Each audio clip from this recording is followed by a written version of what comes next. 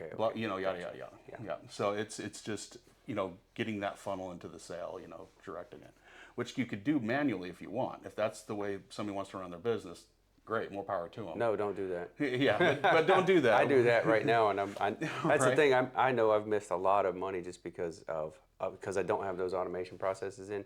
But when I first set everything up, a lot of that what exists now didn't exist back then. I mean, Yeah. my website's 10 years old, so Yeah. a lot of those integrations just weren't there. Like, you know what?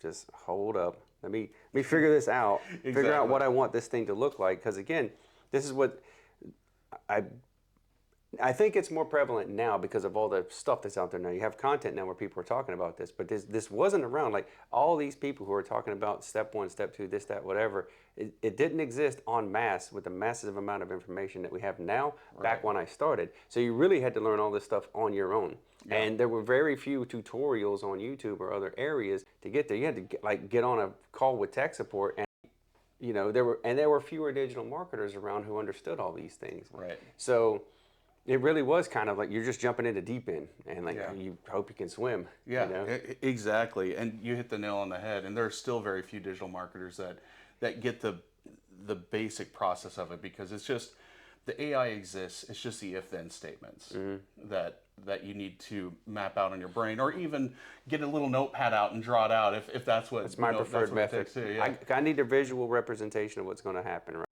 I think Hormozy was talking about they have 5-minute follow-up. He's like, man, if it's all the studies have shown that if you get a lead, if you follow up with that lead within 5 minutes, they're like 300 or 400% more inclined to follow through to a sale. That's right? absolutely 100%.